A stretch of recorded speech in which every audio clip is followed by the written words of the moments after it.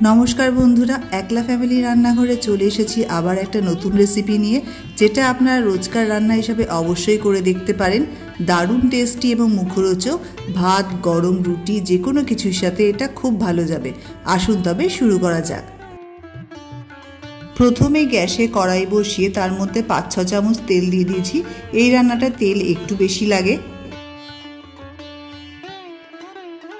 तेल बेश गरम हो जाওয়ার পর এখানে আমি দিয়ে দিচ্ছি নুন হলুদ মাখানো পনিরগুলো, যেগুলোকে আমি বেশ হালকা করে ভেজে নিচ্ছি।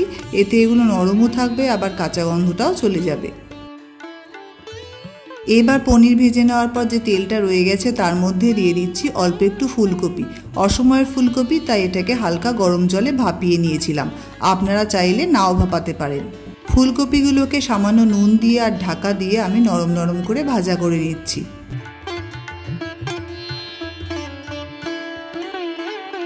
এরপরে বাকি তেলের মধ্যে দিয়ে দিলাম ডুমো ডুমো করে কাটা আলু আর তার সাথে সামান্য নুন।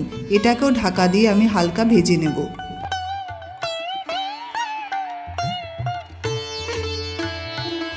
আলুগুলো কিছুটা ভাজা হয়ে আসার পর তার মধ্যে মিশিয়ে দিচ্ছি ডুমো ডুমো করে কাটা গাজর।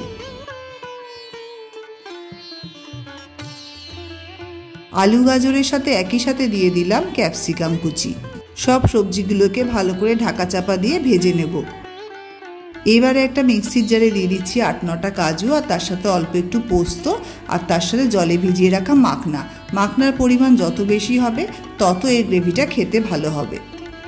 এই রান্নায় আরেকটা বাটা মশলা লাগবে, যেটা হলো আদা টমেটো और কাঁচা লঙ্কার পেস্ট। सब सब्जीगुलो भेजे नेওয়ার पर कड़ाई जे अवशिष्ट तेल छिलो तार मध्य आमी दिए दिलाम 2টো तेजपाता और किछु गोटा मशला, छोटो एलाच बड़ो एलाच काँचा लंका लवंग और सामान्य मौरी फोड़न हिसाबे। फोड़न थेके सुंदर गन्ध छाड़ले तार मध्य दिए दिচ্ছি आदा काँचा लंका और टमेटोर पेस्ट। এই মশলাটা খানিকটা কষানো হয়ে গেলে তার মধ্যে দিয়ে দেব 1 চামচ জিরে গুঁড়ো।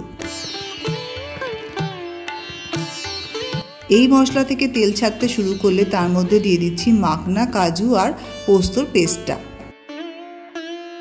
এই মিশ্রণটা দিয়ে আমরা খুব বেশিক্ষণ নাড়াচাড়া করব না।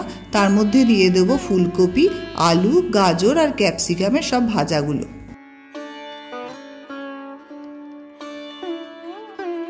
सब सब्जीगुलो एकसाथे दिए बेश खानिकक्षण नाड़ाचाड़ा करे तार मध्य दिए देब गरम जल।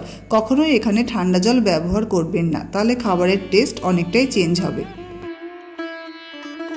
এখন এখানে দিচ্ছি আমি 2টো কাঁচা লঙ্কা চেরা। আমার মেয়ে ছোট, সে খায় বলে আমি বেশি একটা ঝাল দিই না।